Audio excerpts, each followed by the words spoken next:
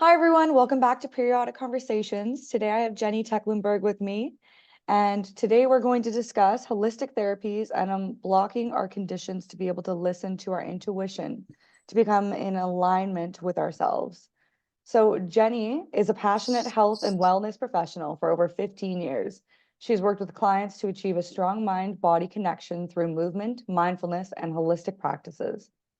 Jenny's education began with her healthily losing over 55 pounds and gaining the necessary education to influence and help others.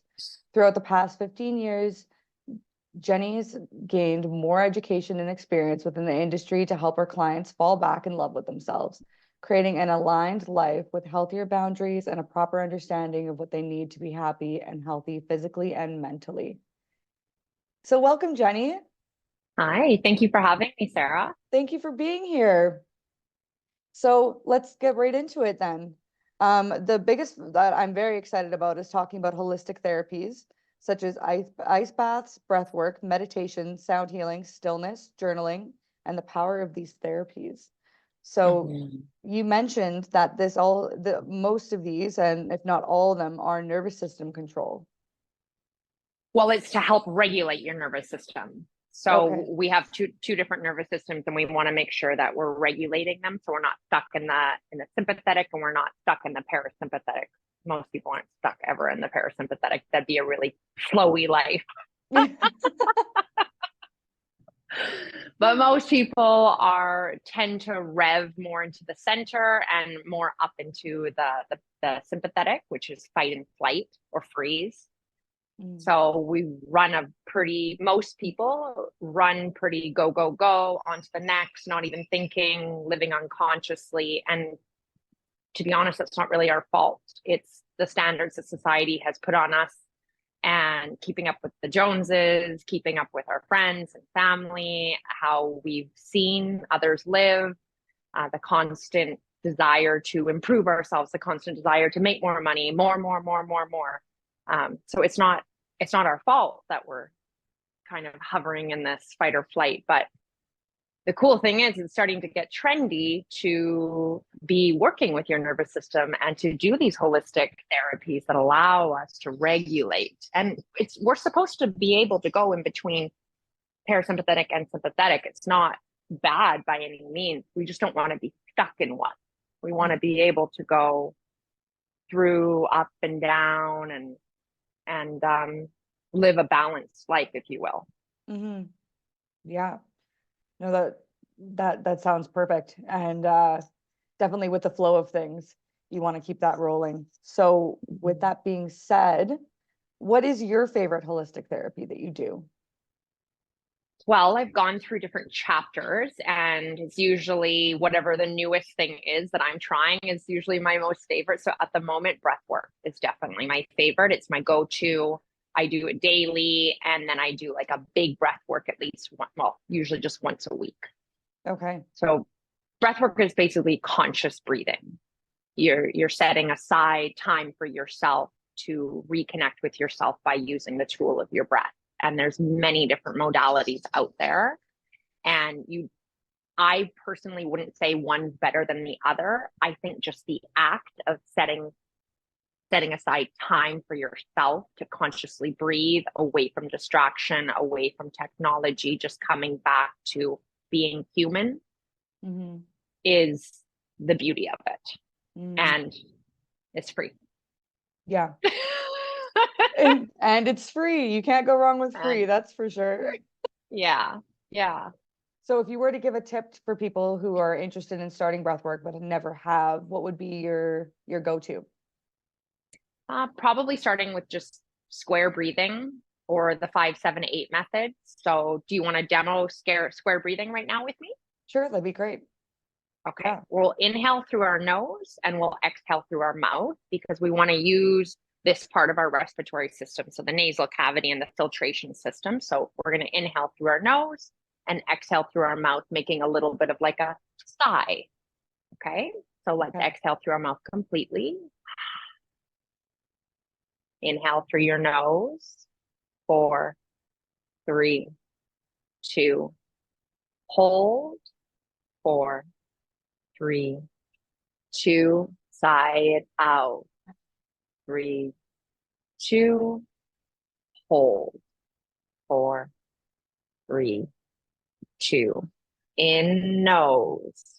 4, 3, 2. Hold. 4, 3, 2. Sigh it out. 4, 3, 2. And hold. 4, 3, 2. Doing a few rounds of that can help you calm yourself down, come back to the present moment.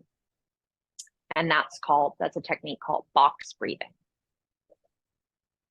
Yeah, no, So that's where I would start. How do you feel, Sarah? lovely. You've taught me that before, and so I have been fortunate enough to have that part of my practice, which is really nice because it's nice and quick, especially if you don't have a lot of time and you just want to do some quick breathing, and you can just add that into your day. Yeah. I find it helps when I'm stuck in traffic. I don't close my eyes. I just sit there and I just picture a box and breathe in, hold, exhale, hold, and I just keep going until that, like, oh my God, I'm going to be late for the next thing. Oh my God, I'm going to be in trouble. Oh my God, all these moments just passes. And it doesn't mean those things don't matter. Yeah, being late does suck. And, being stuck in traffic does suck, but we can control how we're reacting in the situation. And that's the most beautiful part. Yeah. Oh, yeah, I would love to get deeper into breath work. I think that it's very beneficial. And I know that you host some retreats as well, that breath work is at the forefront. Yes, it is yoga and breath work, because I believe they go really well together. It doesn't have to be yoga. It can be just body movement of any type. And the deeper you go into breath work, the deeper you understand that it's a tool for us to release stress that has been built up in our body over the years and years and years and years of going through annoying moments in life or hard moments in life and not being able to feel the emotion and swallowing the emotion and just brushing it off. And some therapists like to say you're throwing that in your backpack. I like to say you're pushing that down. You're pushing it down and down and down. And at some point, it's going to come up. It could come up with dis-ease in the body. It could come up in you having a temper and exploding on someone who doesn't deserve that. It could come up in you having a panic attack. So our bodies are extremely intelligent, and our minds tend to overwrite it and say, it's fine, it's fine, it's fine, fine, fine. Swallow, swallow, swallow. The body doesn't forget. The body will always remember. So when we go deeper into breath work and somatic therapy, we use these tools like breath work to bring up those experiences, feel the feelings, whether it's screaming, crying, stomping your feet, this wasn't fair. So you're able to feel the feelings that you wanted to feel in that moment, and then they're gone. Then the more you work on that stuff, the more things you bring out of your backpack have the ability and the privilege of feeling the feelings in a safe, controlled environment. And then you just feel it. You just feel lighter. You feel lighter. You feel better. You feel more in alignment with who you are after breathwork sessions. Yeah. You just get that release that isn't as common as you would think, just by maybe thinking like you're doing something for yourself. Like, for example, you go to a movie, or you go out and do something else, or you go out and, I don't know, go bowling with friends, but that's all external versus it being an internal thing that you're working on for yourself. Totally. And external things that bring you joy are fantastic. It's part of the process as well. But we have to remember that it's 50-50, 50% external, 50% internal. So we have to work on the internal as well. So something that I'm very interested in, that I know a lot of people are as well, is ice baths. That has become a new fad. Oh God, so sorry. It's okay.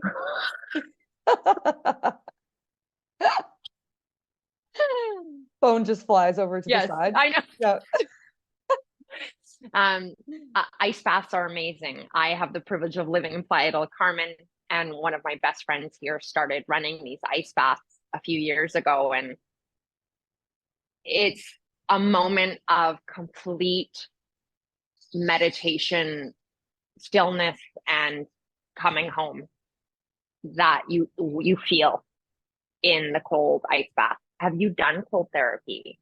I have at What have you Kananaskis, done?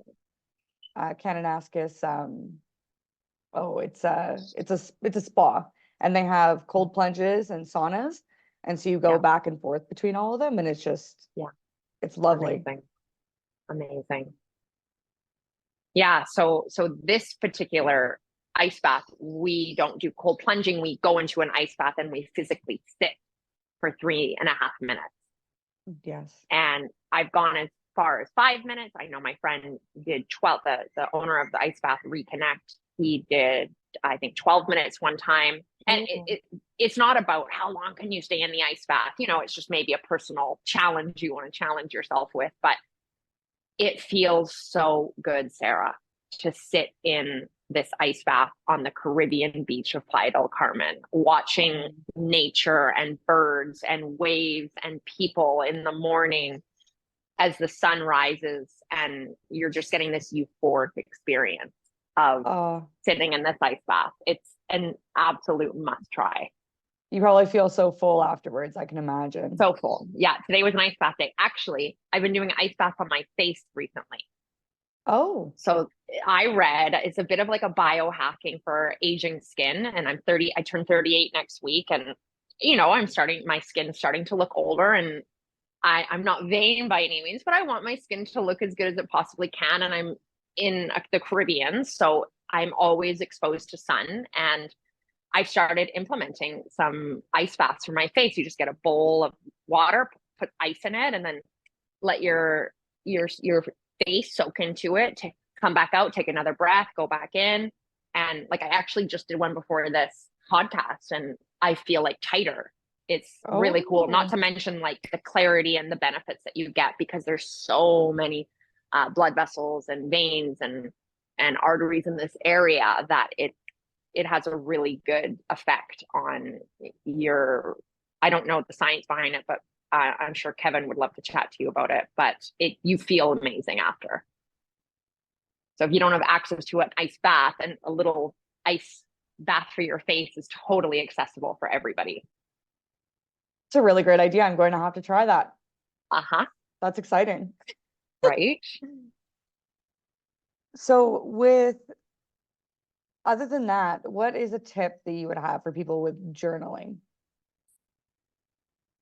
Well, if you don't typically journal, just Google journal prompts, because you're not even going to know where to start. And you can just go like, today was a good day. I talked to Larry at the water cooler and blah, blah. You can just start that way. And then something might come up like, oh, when my boss called me into the office, I was really nervous because I thought he was going to talk about this, but instead we talked about this. So that's you expressing and having this ability to voice and express.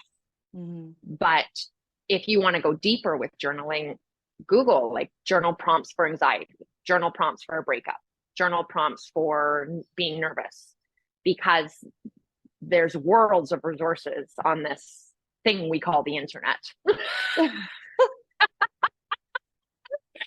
And we might as well use it. There's a lot of really beautiful people out there who have gone to a lot of work in creating these journal prompts that take you deeper into who you are as a person. And we're always changing, we're always evolving. So even you could be like, oh, I used to journal a lot when I was like 25. Well, guess what? You're not 25 anymore, and you're changed. So you got to keep getting to know yourself. I mean, at the end of the day, we're born alone and we leave this earth alone. So get to know yourself and understand, like, what does your intuition want? What do you want? You do have control over these things. And the moment you start feeling powerless is the moment you give up your control over your life. And I think journaling is the first step to really getting to know yourself. Yeah. And I recommend doing it hand to paper instead of typing. Why is that?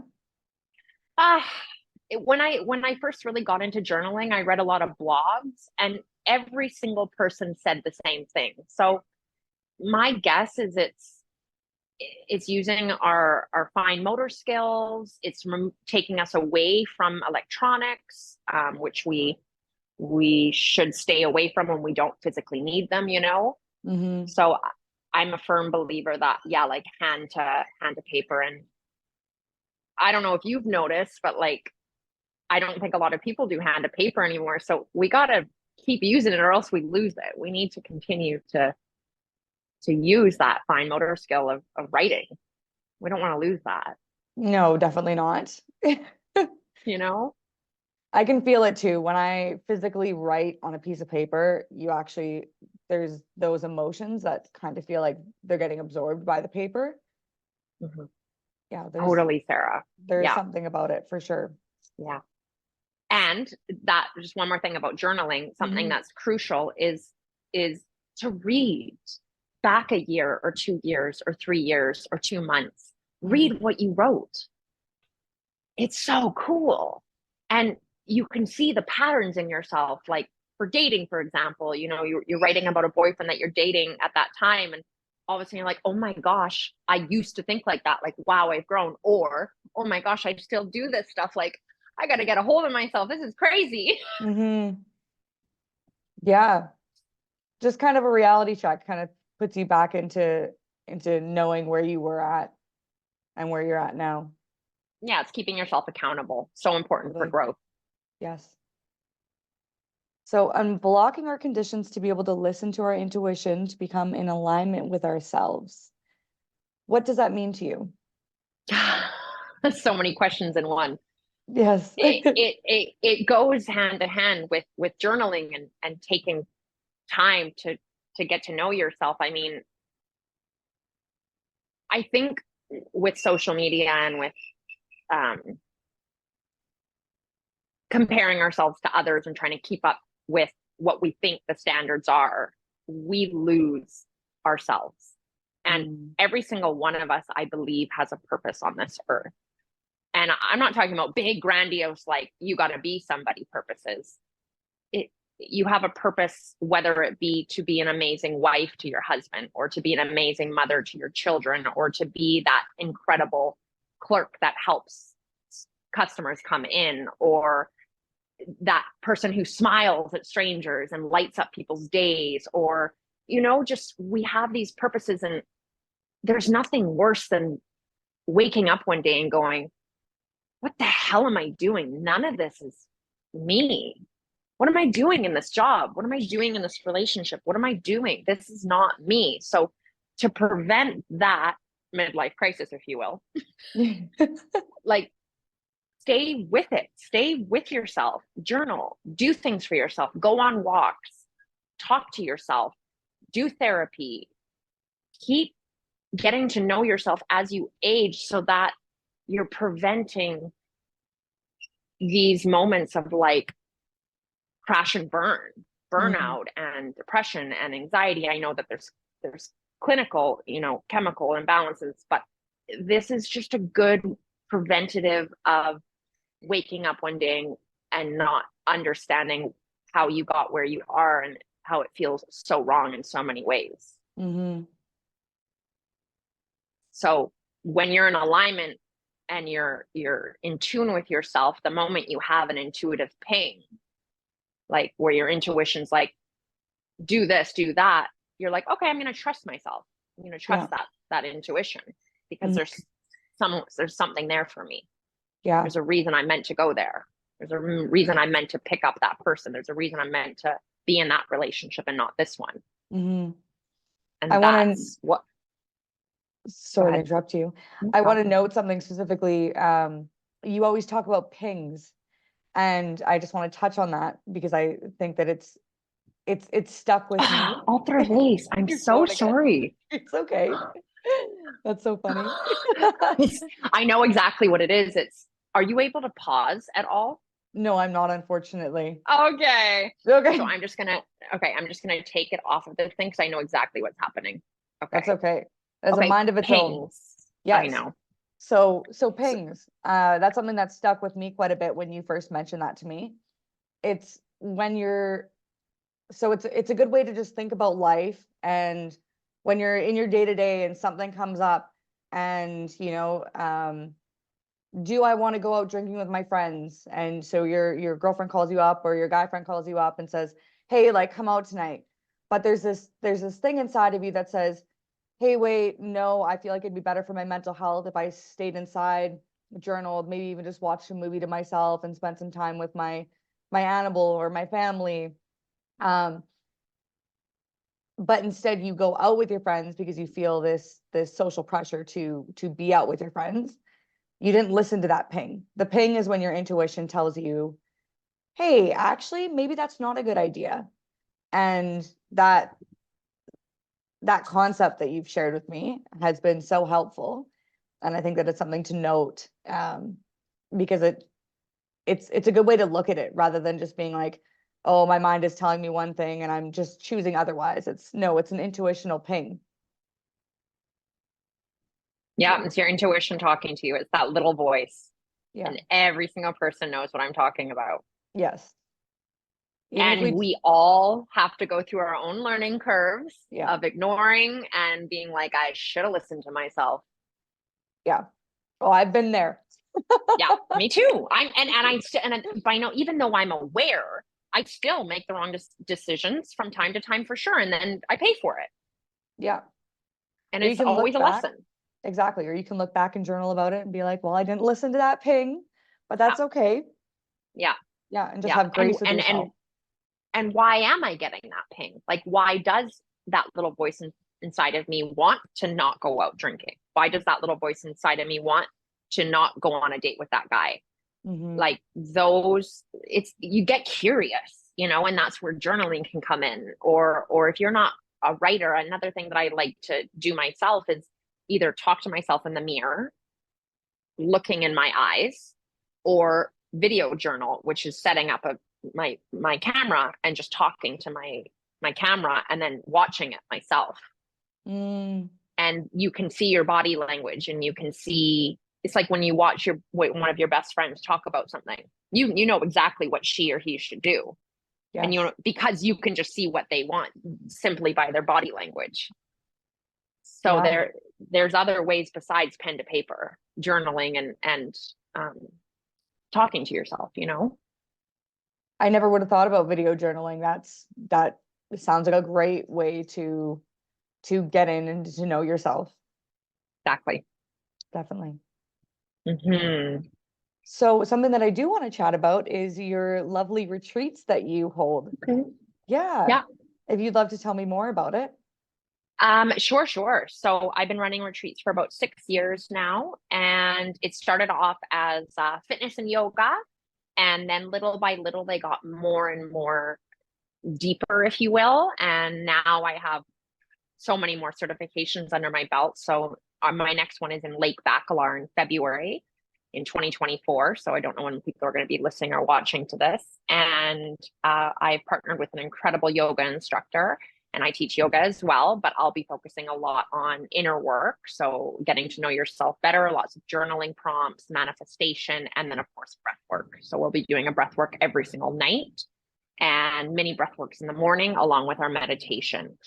Something that I want to point out, like people when they go on these holistic journeys, they think like, oh, okay, I need to start meditating. Meditating is really hard. And that, in my opinion, is like fourth or fifth. If you want to start anywhere, start with conscious breathing. Just close your eyes and just breathe in and breathe out. Breathe in and breathe out. And that can be the basis of your meditation. Mm, Don't think of meditation as something where you're sitting in this, lotus pose with the palms up and perfectly erect, and it, that you're setting yourself up for failure, in my opinion, if you're brand new to any of this, like maybe we even haven't done yoga, because meditation is so hard to do if you are someone who goes from thing to thing to thing and next, and you're always multitasking in your head and in your life, and it's just impossible to shut your brain off. So the best thing to do is just close your eyes, maybe lay down so you have a nice tall spine, and just do 10 big breaths where you're feeling your belly and your ribs expand, and that takes a minute, and then you're already going to feel calmer, more centered, more in the here and now. So yeah, I just want to make that point, because that's what I notice a lot. I have a lot of city folk coming to my studio here in Playa del Carmen, and they're like, I can't meditate. I can't meditate. And I'm like, you don't have to. We're not going to do that. We're going to do breath work, and you're going to find it very easy. Mm-hmm. So I would always start with that before heading into the meditation realm. That's a really good tip. Yeah. Definitely. So is there anything else that you would like to add about holistic therapies? I would say get on board.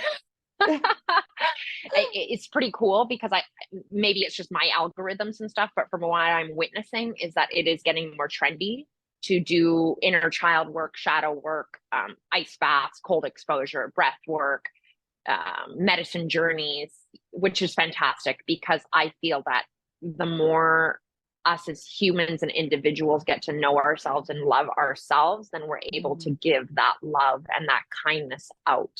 And then there will be less anger. There will be less negative, bad behavior by us humans, because we do have the control to change that.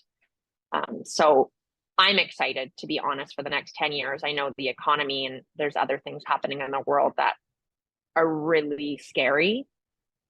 But I think that the younger generation, your generation and younger, are into this stuff. And it's incredible. And I'm so excited to see the vibration of the world continue to elevate. And I'm happy to be a part of it as a facilitator, as someone who can help, just 2 or 3 people a day get on board with this and fall back in love with themselves. Oh, my heart feels so full right now listening to you speak. Yes. Oh, it comes from the heart. It really does. It really does. This is 100% truthful Jenny chat. And if you want to do some one-on-one with me, you can find me at hamamawellness.com. That's Hamama. Hamama. Hamama. Wellness.com. And I have a studio in Playa del Carmen, but I have a lot of online clients as well who can't be down here in Playa del Carmen, and we bring Playa del Carmen to you. Oh, yeah. Yes. Yeah. Jenny has actually been my life coach for, oh gosh, since 2020 now? 2019. Yeah. Wow. Yeah. Or 2020, beginning of 2020. We met Christmas 2020. We met Christmas 2019. 2019. Yeah. We met in Zipolite, Mexico. And I have since have not gone back to Vancouver. Oh no, hey. So I've gone for trips, but I've made a life for myself in Mexico. So it's been a pretty cool adventure. You definitely have. Yeah, Jenny is originally from Vancouver, Canada as well. So she's a fellow Canadian too. Woo. Yeah. Well, Jenny, thank you so much for being here today. I feel like there's so many helpful tidbits in here, and I'm so excited for all the Puriodik listeners to get a hold of them. So thanks again. Thank you. Thank you so much, Sarah. Always a pleasure to chat with you, babe. Okay. Well, everyone, have a wonderful day. Bye. Bye now.